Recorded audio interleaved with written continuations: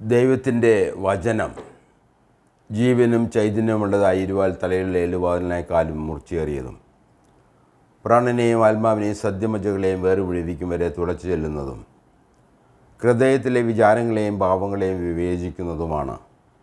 സകലവും അവിടുത്തെ കണ്ണിന് നഗ്നവും മലർന്നതുമായി കിടക്കുന്നു. നാം കണക്ക് ബോധിപ്പിക്കേണ്ടതും അവൻ്റെ സന്നിധിയിലാണ്. സത്യവചനം യഥാർത്ഥമായി വിഭാഗിച്ചുകൊണ്ട് ലജ്ജ വരാത്ത വേലക്കാരനായി നിന്നെ തന്നെ ദൈവത്തിന് കൊള്ളാകുന്നവനായിരിക്കാൻ ശ്രമിക്കുക. ഓഗസ്റ്റ് മാസം 19-ാം തീയതി ക്രിസ്തുവർഷം 2026. പാലാരിവട്ടം ബൈബിൾ ചർച്ച് മലയാളം കൂട്ടായ്മയിൽ നിന്ന് ദൈവകൃപയാൽ ഒരിക്കൽ കൂടി വിൻസെൻ്റ് തോമസ്. ദൈവം നൽകുന്ന ഓരോ പുതിയ അവസരങ്ങൾക്കായിട്ട്, ദൈവവചനത്തിനായിട്ട് ഞാൻ വ്യക്തിപരമായിട്ട് ദൈവത്തിന് നന്ദി പറയുന്നു. എന്നെ കേൾക്കുന്ന ഏവർക്കും കർത്താവ് യേശു ക്രിസ്തുവിൻ്റെ നാമത്തിൽ കൃപയും സമാധാനവും നേർന്നുകൊള്ളുന്നു. ഇന്നത്തെ തിരുവചന വായനക്കാരെ എടുത്തിരിക്കുന്ന വേദഭാഗം എബ്രായ ലേഖനം 13-ാം അധ്യായത്തിൻ്റെ 20-ഉം 21-ഉം വാക്യങ്ങൾ. എബ്രായ ലേഖനം 13-ാം അധ്യായം 20-21 വാക്യങ്ങൾ. നിത്യനിയമത്തിൻ്റെ രക്തത്താൽ ആടുകളുടെ വലിയ ഇടയനായ നമ്മുടെ കർത്താവായ യേശുവിനെ മരിച്ചവരുടെ ഇടയിൽ നിന്ന് മടക്കി വരുത്തിയ സമാധാനത്തിൻ്റെ ദൈവം നിങ്ങളെ അവൻ്റെ ഇഷ്ടം ചെയ്യുവാൻ തക്കവണ്ണം എല്ലാ നന്മയിലും യഥാസ്ഥാനപ്പെടുത്തി തനിക്ക് പ്രസാദമുള്ളത് യേശുക്രിസ്തു മുഖാന്തരം നമ്മിൽ നിവർത്തിക്കുമാറാകട്ടെ. അവന് എന്നേക്കും മഹത്വം. ആമേൻ. നമുക്ക് പ്രാർത്ഥിച്ച് നമുക്ക് ഇന്നത്തെ ക്ലാസ് ആരംഭിക്കാം. സ്വർഗീയ പിതാവേ, ഞങ്ങളെ സൂക്ഷിക്കുന്ന കൃപയ്ക്കായിട്ട് സ്തോത്രം. ഈ ദുഷ്ടലോകത്തിൽ, ദുഷ്ടന്മാരുടെ മധ്യത്തിൽ എൻ്റെ വാഗ്ദത്തപ്രകാരം, എൻ്റെ വചനപ്രകാരം അടികളെ സൂക്ഷിക്കുന്ന വലിയ കൃപയ്ക്കായിട്ട് നന്ദി പറയുന്നു. ഞങ്ങളുടെ ശുശ്രൂഷകൾ അവിടുന്ന് മാനിക്കുകയും ഫലമുണ്ടാകുമെന്നൊക്കെ വേണം ഓർത്ത് പ്രസാദിക്കുകയും ചെയ്യണമെന്ന് പ്രാർത്ഥിക്കുന്നു. ഞങ്ങൾ വായിക്കുന്ന പഠിക്കുന്ന വേദഭാഗങ്ങൾ പരിശുദ്ധാത്മാവ് ഞങ്ങൾക്ക് വിവേചിച്ച് നൽകുമാറാകണമേ. ഹൃദയത്തെ പ്രകാശിപ്പിക്കണമേ. വിശ്വസിക്കാൻ തക്കവണ്ണം, അനുസരണത്തിന് തക്കവണ്ണം അവിടുന്ന് ഞങ്ങളിൽ പ്രവർത്തിക്കുമാറാകണമേ എന്ന് നിങ്ങൾ അപേക്ഷിക്കുന്നു. യേശു ക്രിസ്തുവിൻ്റെ നാമത്തിൽ അപേക്ഷിക്കുന്നു. ആമേൻ. നാം സാധാരണ ചെയ്യുന്നത് പോലെ കഴിഞ്ഞ ആഴ്ചയിൽ നിന്ന് ചില ആലോചനകൾ പറഞ്ഞ് ഇന്നത്തെ കാര്യങ്ങളിലേക്ക് കടക്കാമെന്ന് ഞാൻ വിചാരിക്കുകയാണ്. എബ്രായ ലേഖനം 13-ാം അധ്യായത്തിന് 20-21 വാക്യങ്ങൾ വായിക്കുമ്പോൾ തീർച്ചയായിട്ടും നമുക്ക് വ്യക്തമായിട്ട് അറിയാവുന്നൊരു കാര്യം, സഭയെ സംബന്ധിച്ച അനുഗ്രഹങ്ങളും വാഗ്ദത്തങ്ങളും പ്രത്യാശയും അനുഗ്രഹത്തിൻ്റെ പ്രമാണവും ഇത് കർത്താവ് യേശു ക്രിസ്തുവിലാണ്. അത് വ്യക്തമായിട്ടും സ്ഫടിക പോലെ അത് വളരെ വ്യക്തമായിട്ട് നമുക്ക് കാണാവുന്ന ഒരു കാര്യമാണ്. എന്നാൽ പഴയ നിയമത്തിലെ പ്രമാണങ്ങളും പഴയ നിയമത്തിലെ അനുഗ്രഹങ്ങളും വാഗ്ദാനങ്ങളും എല്ലാം നമ്മൾ പരിശോധിക്കുമ്പോൾ വളരെ വ്യത്യസ്തം ഉള്ളതായിട്ട് നമുക്ക് കാണാൻ കഴിയും.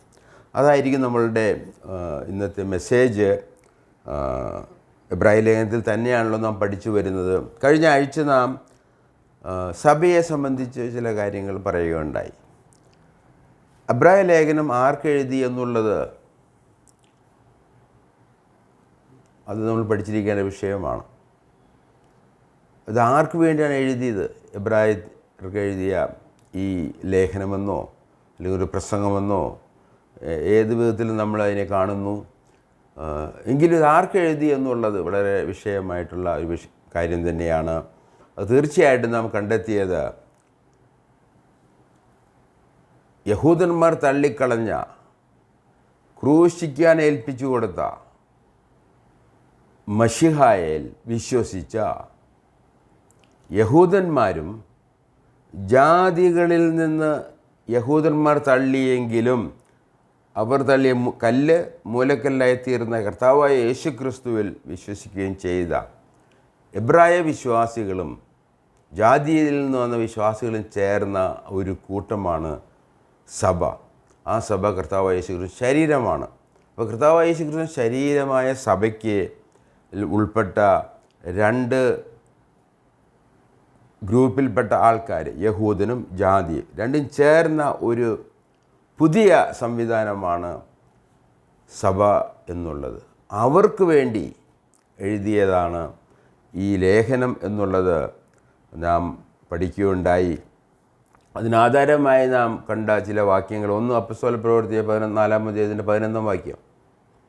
വീട് പണിക്കാരായ നിങ്ങൾ, അത് യഹൂദന്മാരാണ്, തള്ളിക്കളഞ്ഞ കല്ല് മൂലക്കല്ലായി തീർന്നു. ആ കല്ലാണ് യേശു. എന്നിട്ട് പറയുകയാണ് മറ്റാരിലും രക്ഷയില്ല. ആകാശത്തിന് കീഴെ മനുഷ്യന് നമുക്ക് രക്ഷയ്ക്ക് വേണ്ടി മറ്റൊരു നാമവും നൽകപ്പെട്ടിട്ടില്ല. അതുകൊണ്ട് ഇത് വളരെ നമ്മുടെ ജീവിതത്തിലെ ഏറ്റവും പ്രധാനപ്പെട്ട നാമം കർത്താവ് യേശു ക്രിസ്തുവാണ്. അവൻ ചെയ്ത പ്രവൃത്തി, കാൽവരിയെക്കുറിച്ച് നമ്മുടെ പാപങ്ങൾക്ക് പരിഹാരം മരിച്ചു എന്നുള്ളതാണ് നമ്മളെ സംബന്ധിച്ച ഏറ്റവും ആശ്വാസം നൽകുന്ന സദ്വാർത്ത. അതിനാണ് നമ്മൾ സുവിശേഷം എന്ന് പറയുന്നത്. അപ്പോൾ ഈ സുവിശേഷം നമ്മൾ കേട്ട് അത് നമ്മൾ വിശ്വാസമായി തീരുന്നുവെങ്കിൽ, നമ്മളത് വിശ്വസിക്കുന്നുവെങ്കിൽ, ആ വിശ്വാസം അനുസരിച്ച് നമ്മൾ അനുസരണമുള്ളവരെ ജീവിക്കുന്നു എങ്കിൽ, അങ്ങനെയുള്ളവരുടെ കൂട്ടമാണ് സഭ എന്നുള്ളത്. എന്നാൽ നമ്മൾ സഭയിൽ നോക്കിക്കഴിഞ്ഞാൽ നമുക്കറിയാം, ഒരുവിനെ പോലും നമുക്ക് വേദപുസ്തകത്തിലെ പുതിയ നിയമത്തിലെ പ്രമാണങ്ങളും പ്രത്യാശയും അനുസരിച്ച് അത് മൊത്തത്തിൽ 100% ശരിയായി ജീവിക്കുന്ന ഒരു വ്യക്തിയെ കണ്ടെത്താനായിട്ട് അത് പ്രയാസകരമായിരിക്കും എന്നുള്ളത് നമുക്കറിയാവുന്ന കാര്യമാണ്. അതിന് അടിസ്ഥാനം നമ്മൾ പറയുന്നത്, നിങ്ങളിൽ പാപമില്ല എന്ന് നിങ്ങൾ പറയുന്നുവെങ്കിൽ നിങ്ങൾ കള്ളം പറയുകയാണ് എന്ന് യോഹന്നാൻ തൻ്റെ 1-ാം ലേഖനത്തിൻ്റെ 1-ാം അധ്യായത്തിൻ്റെ 8-ാം വാക്യത്തിൽ പറയുകയാണ്. അപ്പോൾ അതുകൊണ്ട് ഒന്നിനും നിങ്ങൾ ഇത് ഞങ്ങൾ പരിപൂർണരാണ്, പരിശുദ്ധന്മാരാണ്, ഞങ്ങൾ സ്വർഗത്തിൽ പോകുമെന്നൊക്കെ പറഞ്ഞ് അവകാശപ്പെടുന്നുവെങ്കിൽ ഒന്നിലും നിങ്ങൾ കള്ളം പറയുന്നവരാണ്, അല്ലെങ്കിൽ വേദപുസ്തകം അനുസരിച്ച് രക്ഷിക്കപ്പെട്ട പാപികളാണ്. ഈ രണ്ടു കൂടി തോന്നി നമുക്ക് സാധിക്കുകയുള്ളൂ. അപ്പോൾ നമ്മുടെ വിഷയം ആയിരുന്നത്, വേറൊരു നാമം നൽകപ്പെട്ടിട്ടില്ല. ആകാശത്തിന് കീഴെ ഭൂമിക്ക് ആകാശത്തിന് കീഴെ മനുഷ്യരുടെ നമുക്ക് നൽകപ്പെട്ട വേറൊരു നാമമില്ല. അതുകൊണ്ട് ക്രൈസ്തവ വിശ്വാസം എന്നുള്ളത്, സഭ എന്നുള്ളത്, അത് നിസ്തുല്യമായ എക്സെപ്ഷണലായിട്ടുള്ള ഒരു വിഭാഗമാണ്. അവരിൽ യഹൂദന്മാരുമുണ്ട്, ജാതികളുമുണ്ട്. എന്നാൽ സഭയെ, യേശുക്രിസ്തുവിൻ്റെ സഭയെ ദൈവം കാണുന്നതിൻ്റെ പുത്രനിലാണ്. അതുകൊണ്ട് നമ്മൾ പുത്രനിലായിത്തീരുക, പുത്രനിലെ അവകാശത്തിനും പുത്രനിലെ അനുഗ്രഹങ്ങൾക്കും പുത്രനിലുള്ള ദൈവം പിതാവ് ചെയ്ത കാര്യങ്ങളും അവൻ സ്വതന്ത്രമായിട്ട് നമുക്ക് വേണ്ടി ചെയ്ത കാര്യങ്ങളും നമ്മൾ പരിശോധിക്കുമ്പോൾ നമ്മൾ അങ്ങനെയുള്ള ഒരു പ്രത്യേക കൂട്ടമാണ് എന്ന് നമുക്ക് കണ്ടെത്താൻ കഴിയും. അങ്ങനെ രക്ഷയ്ക്കായി വിശ്വസിച്ച യഹൂദനും രക്ഷയ്ക്കായി വിശ്വസിച്ച ജാതിയും എബ്രായ ലേഖനത്തിൽ നമുക്ക് കാണാൻ പറ്റും.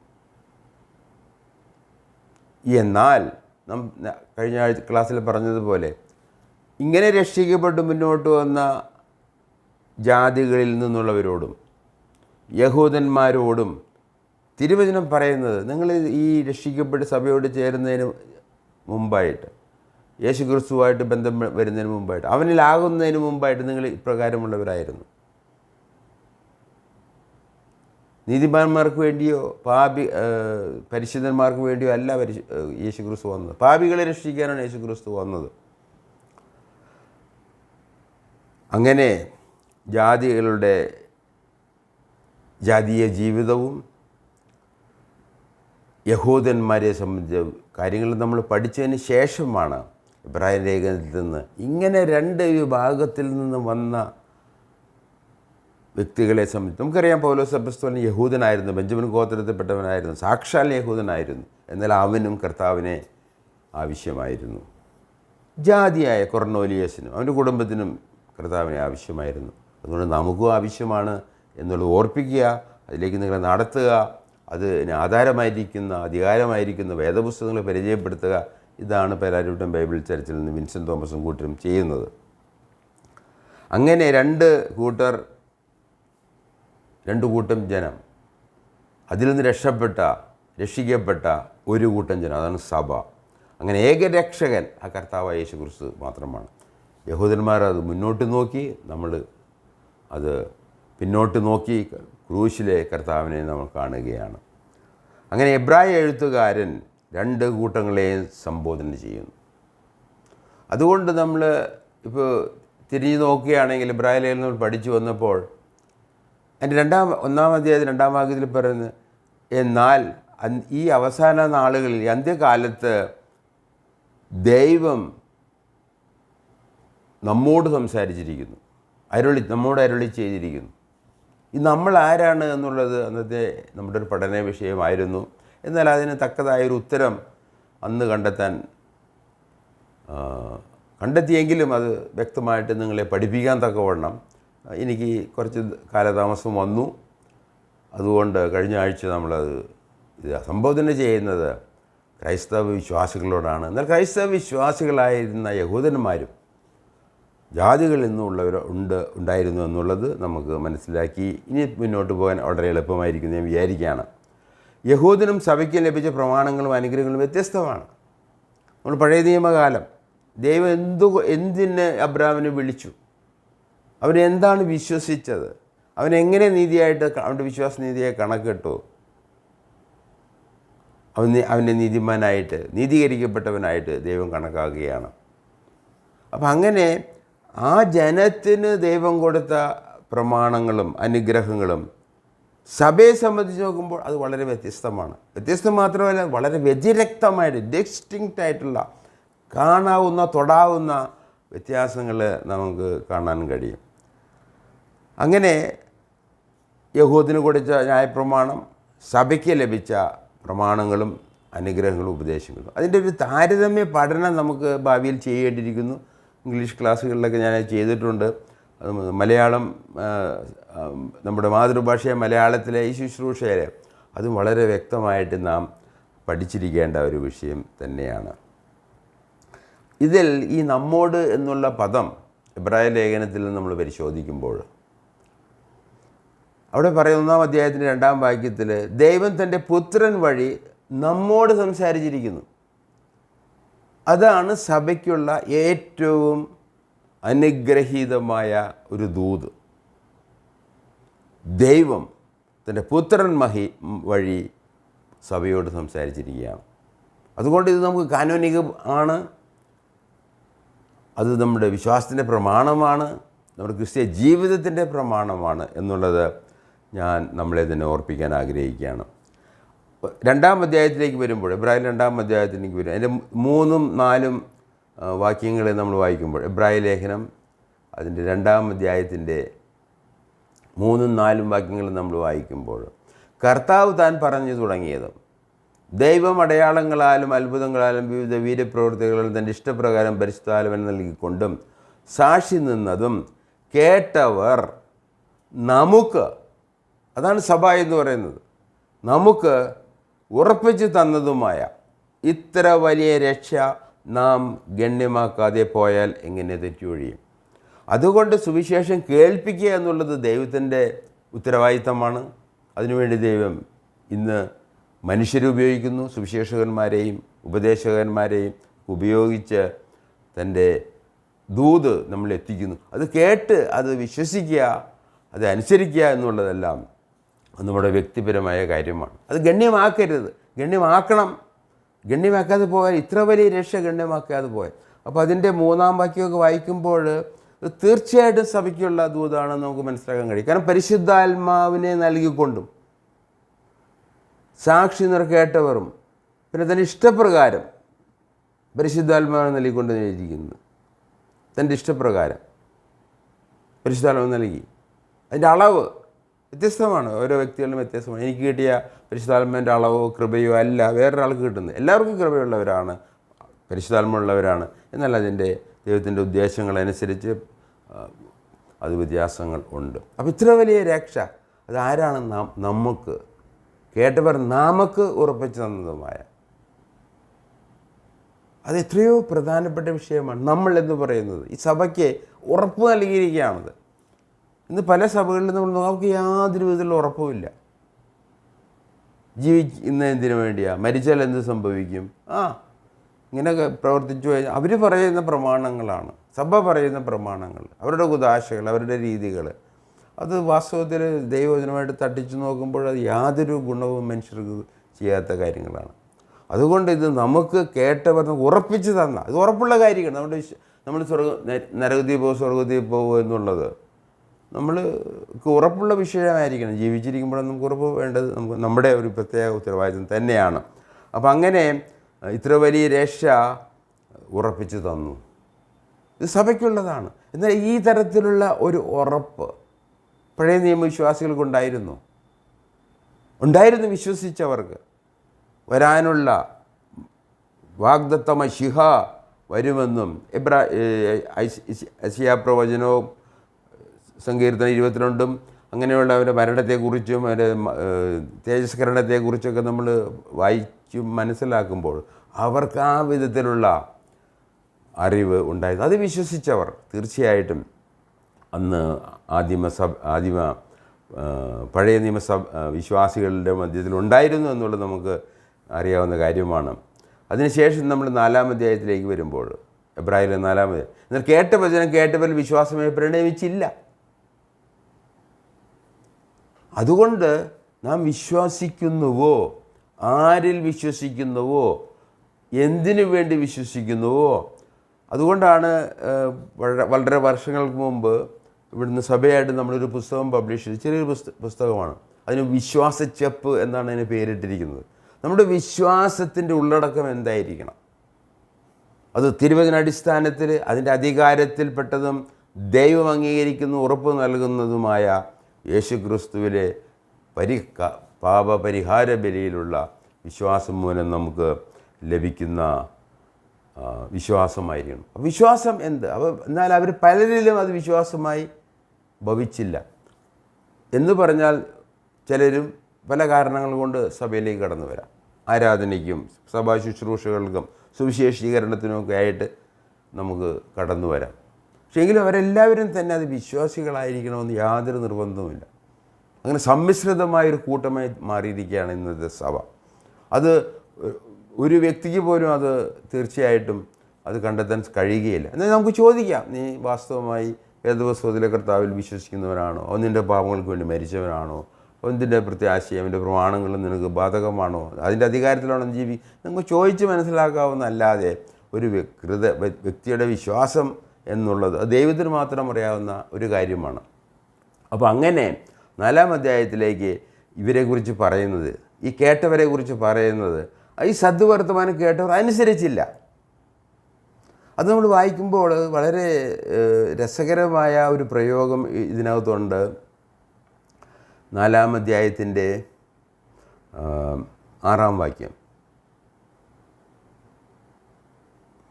ഇവിടെ 4-ാം അധ്യായത്തിൽ ദൈവം മോശയുടെ ന്യായപ്രമാണപ്രകാരം അനുസരിക്കുന്നവർക്ക് ഒരു സ്വസ്ഥതയിലേക്ക് പ്രവേശിക്കുവാൻ ഒരു അവസരം കൊടുത്തിരുന്നു. എന്നാൽ അനുസരണക്കേട് മൂലം അവർ പ്രവേശിച്ചില്ല എന്ന് തന്നെയാണ് ഇവിടെ എഴുതിയിരിക്കുന്നത്. അതുകൊണ്ട് ചിലർ നമ്മിൽ പ്രവേശിപ്പാൻ ഇടശേഷിക്കാലും മുമ്പേ സദ്വർത്തമാനം കേട്ടവർ അനുസരണക്കേട് നിമിത്തം പ്രവേശിക്കാതെ പോകയാലും എന്ന് പറഞ്ഞാൽ പഴയ നിയമത്തിലെ പോലെ തന്നെ ദൈവം അവരെ സദ്വർത്തമാനം കേൾപ്പിച്ചു, സുവിശേഷം കേൾപ്പിച്ചു. കേട്ടവർ ചിലർ അനുസരിച്ചില്ല, അതവരിൽ വിശ്വാസമായി പരിണമിച്ചില്ല. അതുകൊണ്ട് അവർക്ക് സ്വസ്ഥതയിലേക്ക് പ്രവേശിക്കാൻ കഴിഞ്ഞില്ല. അതുകൊണ്ട് പുതിയ നിയമസഭയിലേക്ക് കടന്നു വന്ന യാദികളായ നിങ്ങൾ അവരെ നോക്കി കാര്യം പഠിക്കാനുണ്ട്. അവരെ പോലെ നാം അവിശ്വാസികളോ അല്ലെങ്കിൽ ഒരു നേരത്തെ ഭക്ഷണത്തിന് വേണ്ടി ഈശോയെ പോലെ തൻ്റെ ജന്മാവകാശം നഷ്ടപ്പെടുത്തുന്നവനോ ആയിരിക്കരുത്. നമ്മൾ വിശ്വസിക്കുകയും അത് പ്രമാണിക്കുകയും ചെയ്യുന്നവരായി ആകണം എന്ന് തന്നെയാണ് ദൈവം നമ്മളോട് ആവശ്യപ്പെടുന്നത്. അപ്പം അങ്ങനെ 4-ാം അധ്യായത്തിലേക്ക് സദ്വർത്തം കേട്ടവർ അനുസരിച്ചില്ല, എന്നാൽ വിശ്വസിച്ചവർക്ക് സ്വസ്ഥത. 4-ാം അധ്യായത്തിന് 3-ാം വാക്യത്തിൽ ഇവിടെ പറയുന്നത് വിശ്വസിച്ചവരായ നാമല്ലോ സ്വസ്ഥതയിൽ പ്രവേശിക്കുന്നു. ഈ സംഭവബഹുലമായ ഈ ദുഷ്ടൻ്റെ ഈ ലോകത്തിൽ, ദുഷ്ടൻ വിലസുന്ന ഈ ലോകത്തിൽ, ദുഷ്ടത വിലസിക്കുന്ന ഈ ലോകത്തിൽ ഒരു സ്വസ്ഥതയിലേക്ക് പ്രവേശിക്കാനായിട്ട് മനുഷ്യന് സാധ്യമാണ്. അത് കർത്താവായ യേശു ക്രിസ്തുവിലെ വിശ്വാസവും അനുസരണവും നിമിത്തമാണ് എന്നുള്ളതാണ് ഇവിടെ ഈ ഭാഗം പറയുന്നത്. അങ്ങനെ വിശ്വസിക്കുന്നവരാണ് ഈ സഭ എന്ന് പറയുന്നത്. എന്നാൽ അവരെക്കുറിച്ചുള്ള ഒരുപാട് ഉത്തരവാദിത്തങ്ങൾ നമുക്ക് എബ്രായ ലേഖനത്തിലുണ്ട്. നമ്മൾ പാളയത്തിൻ്റെ പുറത്ത് പോയി ഇതിനു വേണ്ടി നമ്മൾ സാക്ഷ്യപ്പെടുത്തണം എന്നൊക്കെ പറയാം. നമ്മുടെ ഉത്തരവാദിത്തങ്ങളാണത്. അപ്പോൾ അതിന് കടമകളും അവകാശങ്ങളും ഉത്തരവാദിത്തങ്ങളും നമുക്ക് ഉണ്ട്. അത് നമുക്ക് പിൽക്കാലങ്ങളിൽ പഠിക്കാവുന്നതാണ്. എന്നാൽ ഇവിടെ പറയുന്നത് ഈ നാം എന്ന് പറയുന്ന ഇവർക്ക് യഹൂദനിൽ നിന്നും ജാതിയിൽ നിന്നും കർത്താവ് യേശു ക്രിസ്തുവിൽ വിശ്വസിച്ച് മുന്നോട്ട് വന്ന സഭയുടെ അംഗങ്ങൾ അവരോട് പറയുകയാണ്, നിങ്ങൾ സ്വസ്ഥതയുള്ളവരാണ്, നിങ്ങൾ സദ്വർത്തമാനം കേട്ടവരാണ്, അത് വിശ്വസിച്ചവരാണ്. അതുമാത്രമല്ല, അതിൻ്റെ 14-ാം വാക്യത്തിൽ 14-ാം വാക്യത്തിൽ സഭയുടെ ശ്രേഷ്ഠ മഹാപുരോഹിതൻ, അതിൻ്റെ 14-ാം വാക്യത്തിൽ നമുക്കൊരു പുരോഹിതനുണ്ട്. ദൈവസന്നിധിയിൽ സ്വർഗത്തിൽ പിതാവിൻ്റെ വലത്ത് ഭാഗത്ത് നമുക്കൊരു മഹാപുരോഹിതനുണ്ട്. അതിനെക്കുറിച്ച് ഇവിടെ പറയുന്ന 14-ാം വാക്യത്തിൽ, ആകയാൽ ദൈവപുത്രനായ യേശു ആകാശത്തിൽ കൂടി കടന്നു പോയൊരു ശ്രേഷ്ഠ മഹാപുരോഹിതനായി നമുക്ക് ഉള്ളതുകൊണ്ട് നാം നമ്മുടെ സ്വീകാര്യം മുറുകെ പിടിച്ചുകൊള്ളുക. അപ്പോൾ തീർച്ചയായിട്ടും ഒരു ഉത്തരവാദിത്തമാണ് നമ്മൾ മുറുകെ പിടിക്കുക എന്നുള്ളത്. കാര്യങ്ങൾ വ്യക്തമായി മനസ്സിലാക്കി ഉറപ്പുള്ളവരായിട്ട് ഒരു ക്രൈസ്തവൻ വാസ്തവത്തിൽ ഉറപ്പുള്ളവനായിരിക്കണം. ഉറപ്പില്ലാത്ത പ്രസംഗിച്ചിട്ടോ കാര്യങ്ങൾ പറഞ്ഞിട്ടോ ഒന്നും യാതൊരു ഗുണവുമില്ല. ഇത് ഡെഫിനറ്റായിട്ടുള്ള കാര്യമാണ്. തീർച്ചയായിട്ടും അത് നടക്കും. വിശ്വസിച്ചാൽ നിങ്ങൾക്ക് രക്ഷയുണ്ട്.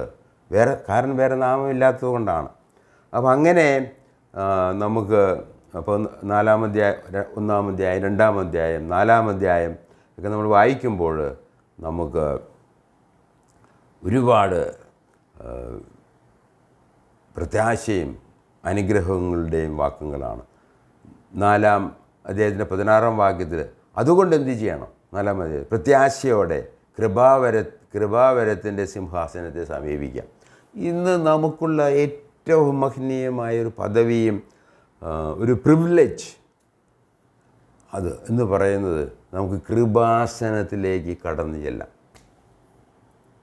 എന്നാൽ പഴയ നിയമകാലത്ത് പുരോഹിതനും മഹാപുരോഹിതനും മാത്രം രക്തവുമായി വർഷത്തിൽ ഒരിക്കൽ മാത്രമേ 2ാമത്തെ കറക്റ്റിന് അപ്പുറം അതിവിശ്വസത്തിലേക്ക് കടക്കാൻ സാധിക്കുകയുള്ളൂ. കർത്താവിൻ്റെ മരണത്തോടുകൂടി അത് 2ആയി പിളർന്നു. അതുകൊണ്ട് പരിശുദ്ധാത്മാവ് പറയുകയാണ്, നമുക്കിന്ന് പ്രവേശനമുണ്ട്. നമുക്കിന്ന് ദൈവസന്നിധിയിലേക്ക് നേരിട്ട് കടന്നു ചെല്ലാം. അത് ഇതിൽ അപ്പുറം ഒരു അനുഗ്രഹം ഈ പ്രപഞ്ചത്തിൽ നമുക്ക് ലഭിക്കുമോ എന്ന് ചോദിച്ചാൽ ഇല്ല എന്ന് വേണമെങ്കിൽ പറയാം. അത്ര വലിയൊരു പദവിയാണ്. എന്നാൽ അതിനെ തടസ്സപ്പെടുത്തുന്ന സഭകളാണെന്ന് കൂടുതലും. ദൈവസന്നിധിയിലേക്ക് കടന്നു ചെല്ലാൻ സാധിക്കുകയില്ല. അവരെ വഴി മാത്രമേ ഉള്ളൂ. എന്നാൽ ഇവിടെ നമുക്കൊരു ശ്രേഷ്ഠ മഹാപുരോഹിതനായി കർത്താവ് യേശു ക്രിസ്തു ആകാശത്തിലൂടെ കടന്ന് അവൻ്റെ സ്വർഗാരോഹണത്തിൽ അവൻ പോയി അവിടെ പിതാവിൻ്റെ വലത്തുഭാഗത്ത് നിന്ന് നമുക്ക് വേണ്ടി ഇരിക്കുകയാണ്. അതുമാത്രം 6-ാം അധ്യായത്തിലേക്ക് നമ്മൾ വരുമ്പോൾ ചില ഉത്തരവാദിത്തങ്ങൾ പിന്നെയും പറയുകയാണ്. നമ്മൾ എന്ത് ചെയ്യണം? സഭയ്ക്ക് പരിജ്ഞാനപൂർത്തി വരുത്തണം. നമ്മൾ മെച്യൂരിറ്റി ആവശ്യമാണ്. പരിജ്ഞാനപൂർത്തി നമുക്ക് ആവശ്യമാണ്. എന്നാൽ പഴയ നിയമത്തിൽ അങ്ങനത്തെ ഒരു പ്രമാണം ഇല്ല.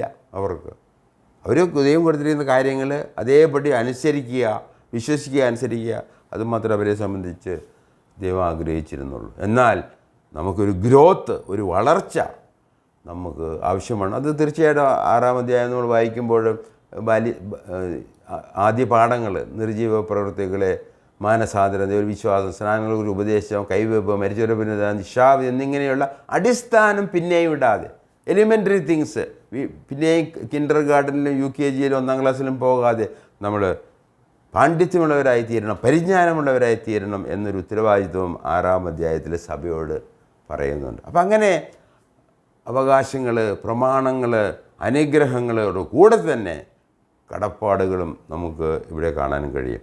6-ാം അധ്യായത്തിൻ്റെ 18 മുതൽ 20 വരെ വാക്യങ്ങൾ 2 കാര്യങ്ങൾ: നിശ്ചയം, പ്രത്യാശ. അത് നമുക്ക് വായിച്ച് ഒന്ന് നോക്കാം. 18 മുതൽ 21 വരെ വാക്യങ്ങൾ ഞാൻ നിങ്ങൾക്ക് വേണ്ടി വായിക്കാം. അങ്ങനെ നമ്മുടെ മുമ്പിൽ വെച്ചിട്ടുള്ള പ്രത്യാശ, ഹോപ്പ് കൊള്ളുവാൻ ശരണത്തിനായി ഓടി വന്ന നാം മാറിപ്പോകാത്തതും ദൈവത്തിന് ഭോഷ്ക് പറവാൻ കഴിയാത്തതുമായ 2 കാര്യങ്ങളാൽ ശക്തിയുള്ള പ്രബോധനം പ്രാപിക്കാൻ ഇടവരുന്നു.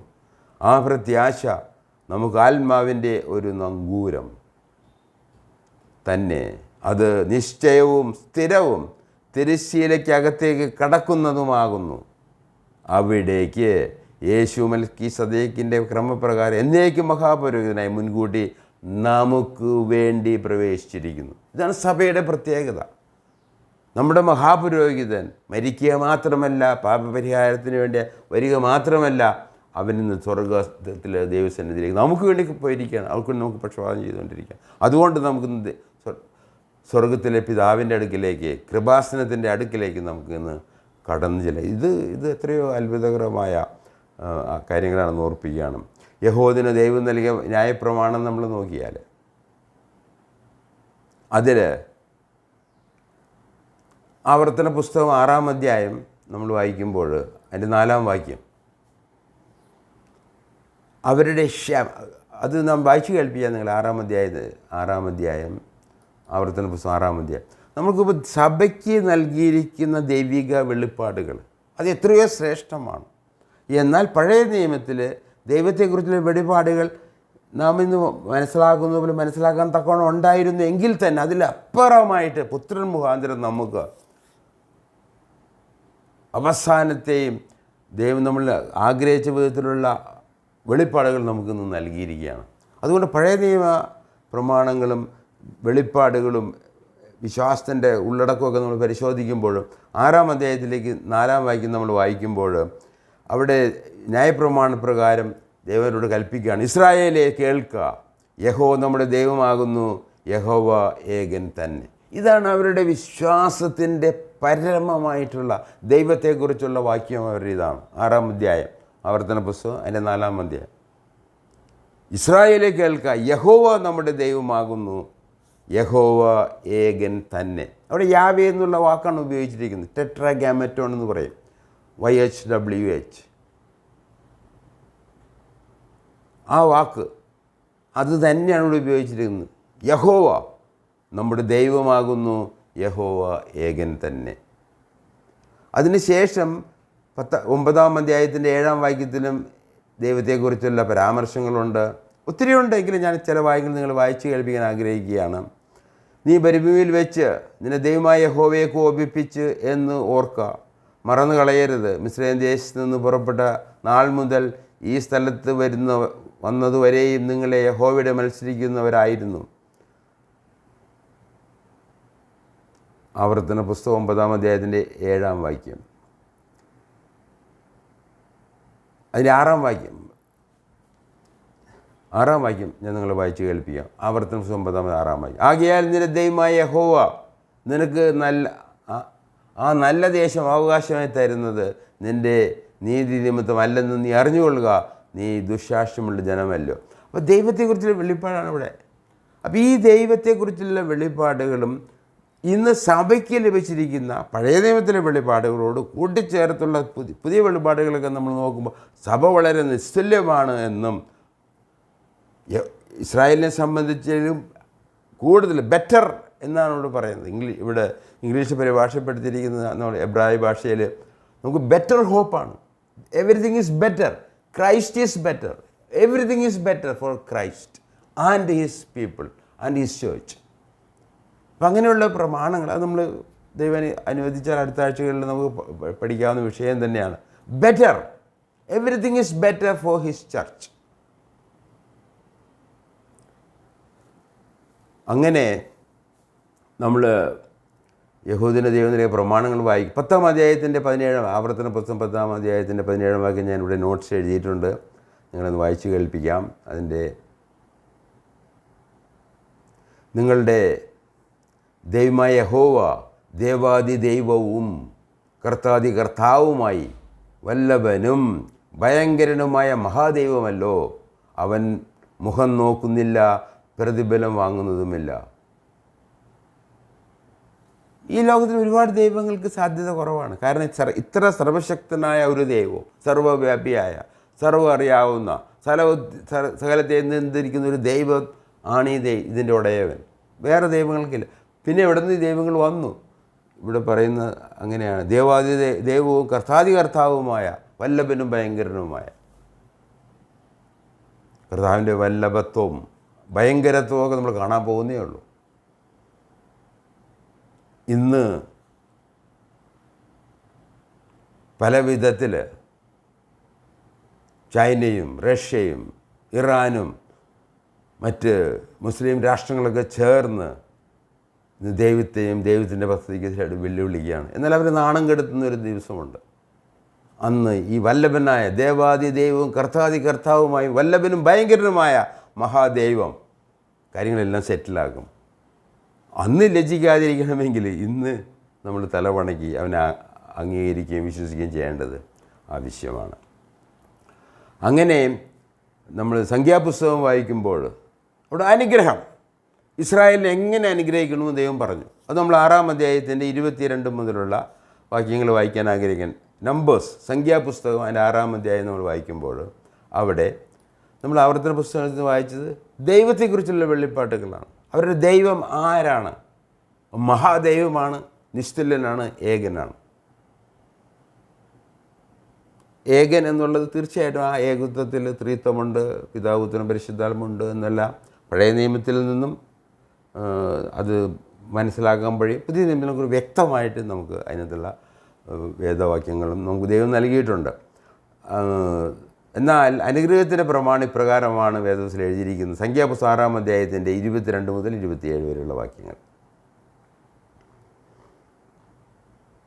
യഹോവ പിന്നെയും മോശയോട് അരുളി ചെയ്തു, നീ അഹ്റോനോടും പുത്രന്മാരോടും പറയേണ്ടത്, നിങ്ങൾ മിസ്രയീമിൽ മക്കളെ അനുഗ്രഹിച്ച് ഇസ്രായേൽ മക്കളെ അനുഗ്രഹിച്ച് ചൊല്ലേണ്ടത് എന്തെന്നാൽ, അവരിപ്രകാരമാണ് അനുഗ്രഹിക്കേണ്ടത്.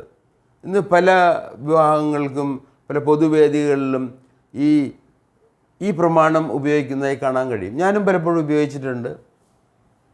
എന്നാൽ സഭയ്ക്കുള്ള അനുഗ്രഹങ്ങളും നമ്മളെങ്ങനെയാണ് അനുഗ്രഹിക്കപ്പെടേണ്ടതെന്നും വേദപുസ്തകത്തിൽ വ്യക്തമായിട്ട് വളരെ വ്യത്യസ്തമായിട്ട് എഴുതിയിട്ടുണ്ട്. അതുകൊണ്ട് ഈ വ്യത്യാസങ്ങൾ മനസ്സിലാക്കി കഴിഞ്ഞാൽ നമുക്ക് വളരെ ഗുണകരമായിരിക്കും. അപ്പം അങ്ങനെ നീ അഹ്റോൻ്റെ പുത്രന്മാർ ഇപ്രകാരമാണ് അനുഗ്രഹിക്കേണ്ടത് എന്ന് നിയമം പ്രമാണം അവിടെ വെച്ച് എഴുതിയിരിക്കുകയാണ്. 24-ാം വാക്യം നമ്പേഴ്സ് സംഖ്യാപുസ്തകം 6-ാം അധ്യായം 24-ാം. യഹോവ നിന്നെ അനുഗ്രഹിച്ച് കാക്കുമാറാകട്ടെ. അതാണ് ഒരു അനുഗ്രഹം. ആരാണ് നമ്മൾ ഈ ഇസ്രായേലിനെ അനുഗ്രഹിക്കേണ്ടത്? ആരുടെ നാമത്തിൽ? യഹോവയുടെ നാമത്തിൽ. യഹോവ നിന്നെ അനുഗ്രഹിച്ച് കാക്കുമാർ. അവനെ കാക്കുന്നവനാരാ? യഹോവയാണ്, വേറെ ആരുമല്ല. അമേരിക്കയുമല്ല, വേറെ ദൈവങ്ങളുമല്ല. ഇത് Yahweh who the God of Israel, the God of covenant. അവരോട് ഉടമ്പടി ചെയ്ത വാഗ്ദത്തങ്ങൾ, ആ ദൈവമാണ് അവരുടെ ദൈവം. 25-ാം വാക്യം, യഹോവ തിരുമുഖം നിൻ്റെ മേൽ പ്രകാശിപ്പിച്ച് നിന്നോട് കൃപയുള്ളവനാകട്ടെ. യഹോവ തിരുമുഖം നിൻ്റെ മേൽ ഉയർത്തി നിനക്ക് സമാധാനം നൽകുമാറാകട്ടെ. ഇങ്ങനെ അവർ ഇസ്രായേൽ മക്കളുടെ മേൽ എൻ്റെ നാമം വയ്ക്കണം, ഞാൻ അവരെ അനുഗ്രഹിക്കും. എന്നാൽ നമ്മൾ എബ്രായ ലേഖനത്തിൽ 13-ാം അധ്യായത്തിന് 20-21 വാക്യങ്ങൾ വായിക്കുമ്പോൾ നമ്മളെ ദൈവം അനുഗ്രഹിക്കുന്ന രീതി വളരെ വ്യത്യസ്തമാണ്. Very different. കാരണം എന്താണ്? നമ്മൾ സഭയുടെ അംഗങ്ങളാണ്. ഈ സഭയിൽ യഹൂദന്മാരിൽ നിന്ന് രക്ഷിക്കപ്പെട്ടവരും ജാതിയിൽ നിന്ന് രക്ഷിക്കപ്പെട്ടും ഒരു ദൈവത്തിൻ്റെ മണവാട്ടി സഭയാണ്.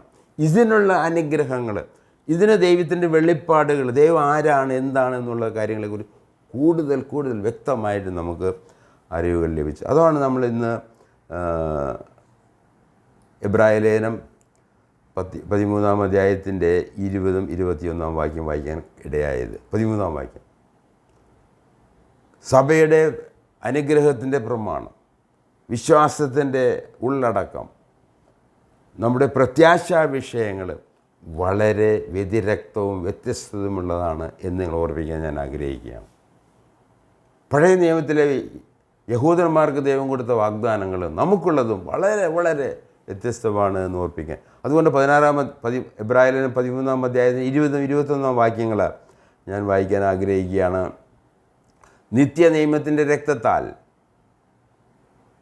ആടുകളുടെ വിലയിടയനായ നമ്മുടെ കർത്താവായ യേശു ക്രിസ്തുവിനെ മരിച്ചവരുടെ ഇടയിൽ നിന്ന് മടക്കി വരുത്തിയ സമാധാനത്തിൻ്റെ ദൈവം നിങ്ങളെ, സഭയെ അവൻ്റെ ഇഷ്ടം ചെയ്യുവാൻ തക്കവണ്ണം എല്ലാ നന്മയിലും യഥാസ്ഥാനപ്പെടുത്തി തനിക്ക് പ്രസാദമുള്ളത് യേശുക്രിസ്തു മുഖാന്തരം നമ്മിൽ, സഭയിൽ നിവൃത്തിയാകുമാറാകട്ടെ. അവന് എന്നേക്കും ആമേൻ. മഹത്വം. ആമേൻ. നിങ്ങൾ വ്യത്യാസം മനസ്സിലാക്കുമെന്ന് ഞാൻ വിചാരിക്കുകയാണ്. പഴയ നിയമത്തിലെ പ്രമാണങ്ങളും അനുഗ്രഹങ്ങളും പ്രത്യാശ വിഷയവും ടോട്ടലി ഡിഫറെൻറ്റ്. അപ്പം അങ്ങനെ യഹൂദന്മാർ തള്ളിക്കളഞ്ഞ മിശിഹായിൽ വിശ്വസിച്ച യഹൂദനും ജാതിക്കും അപാരമായ അനുഗ്രഹങ്ങളും ഉറപ്പുള്ള പ്രത്യാശയും കൃപാസനത്തിലേക്ക് കടന്നു ചെല്ലാനുള്ള അവകാശവും യേശു ക്രിസ്തുവിൽ അനുവാദവും അവകാശവും നൽകിയിരിക്കുകയാണ്. ഞാൻ ഒരിക്കലും കൂടി വായിക്കാൻ ആഗ്രഹിക്കണം. നമ്മുടെ ഇന്നത്തെ ക്ലാസ്സിൽ സമ്മറിയാണത്. യഹൂദന്മാർ തള്ളിക്കളഞ്ഞ മിശിഹായിൽ വിശ്വസിച്ച യഹൂദനും ജാതിക്കും അപാരമായ അനുഗ്രഹങ്ങൾക്കും യഹൂദനും ജാതിയും അപാരമായ അനുഗ്രഹങ്ങൾക്കും ഉറപ്പുള്ള പ്രത്യാശയ്ക്കും കൃപാസനത്തിലേക്ക് കടന്നു ചെല്ലാനും യേശു ക്രിസ്തുവിൽ അനുവാദവും അവകാശവും നൽകിയിരിക്കുന്നു. ആയതിനാൽ എന്നെ കേൾക്കുന്ന ഏവരെയും ദൈവസന്നിധിയിലേക്ക് സാദരം ക്ഷണിക്കുകയാണ്. നമുക്ക് പ്രാർത്ഥിച്ച് ഇന്നത്തെ ക്ലാസ് അവസാനിപ്പിക്കാം. സ്വർഗീയ പിതാവേ, ഗാംഭീര്യമുള്ള അവിടുത്തെ വചനത്തിനായിട്ട്, ജീവനും ചൈതന്യമുള്ള വചനത്തിന് നന്ദി പറയുന്നു. ഇത് വായിക്കാനും മനസ്സിലാക്കുവാനും ഇതിന് പരിശ്രമം ഞങ്ങളെ സഹായിക്കണമേ. അത് വിശ്വസിക്കാനും അനുസരിക്കുവാനും ഞങ്ങളെ സഹായിക്കണമേ. ഇതിൽ നൽകിയിരിക്കുന്ന പ്രമാണങ്ങളും അനുഗ്രഹങ്ങളും പ്രത്യാശയുള്ള വിഷയങ്ങൾ, ഉറപ്പുള്ള പ്രത്യാശയും ഞങ്ങളിലത് സാധ്യമാക്കുവാൻ തക്കവണ്ണം, അത് യാഥാർത്ഥ്യമാക്കുവാൻ തക്കവണ്ണം ഞങ്ങളോട് കരുണ കാണിക്കണമെന്ന് പ്രാർത്ഥിക്കുന്നു. കൃപാസനത്തിലേക്ക് കടന്നു ചെന്ന് അനുഗ്രഹങ്ങൾ പ്രാപിക്കാനിടയാക്കണമേ. മഹത്വത്തിലേക്ക് നൽകുന്നു. കർത്താവായ യേശു ക്രിസ്തുവിന്റെ നാമത്തിൽ അപേക്ഷിക്കുന്നു. ആമേൻ. നിങ്ങൾ കേട്ടതിന് നന്ദി. ദൈവം അനുവദിച്ചാൽ അടുത്ത ആഴ്ച കാണാം, കേൾക്കാം, തുടരാം.